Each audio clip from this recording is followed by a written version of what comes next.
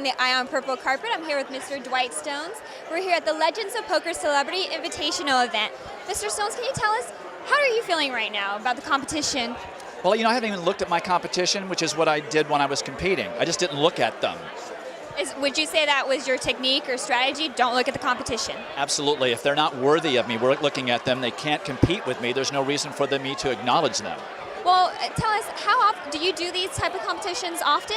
A couple, 3 times a year anymore with the popularity of poker over the last few years, and I've done very well sometimes, I've done very poorly others. I'm not consistent at all. And have you played at the Bicycle Casino before? No, this is my first time ever. I've driven by here many, many times because I grew up in Los Angeles, but I've never actually been here. Well, what do you think of the Bicycle Casino? I mean, it's almost like a grand opening tonight. Well, I have to tell you, the inside of it is really outstanding. You could be in Vegas right now. I wouldn't even know where I am.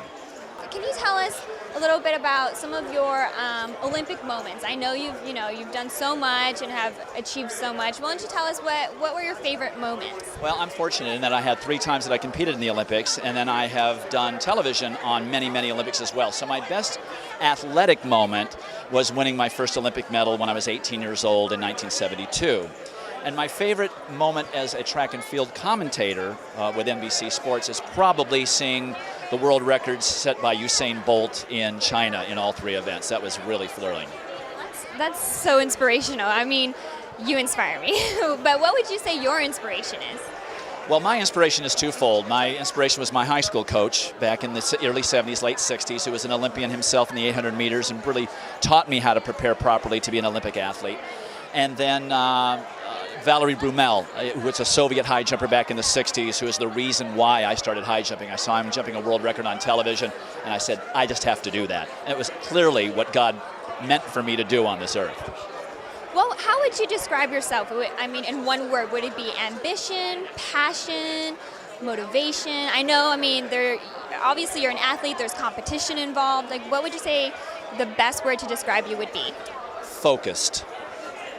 Whatever I decide that I'm going to do, I do it at the expense of everything else. I hear nothing else, I see nothing else. I have tunnel vision on whatever that goal is, and I pursue it with absolute dogged focus. Well, Mr. Stones, when you make it to the finals later, because I'm sure you will, what organization will you be supporting? I have to think a little bit more about that. Probably there's an organization with the U.S. Olympians that benefits Olympians that have fallen on hard times. It's called OORF. Don't ask me for what it stands for, but that is who I would probably be representing. Well, that's great, and it's so nice to have you here on the Eye on Purple carpet with us, and thank you for joining us. Thank you. Nice to be here. Have a great night.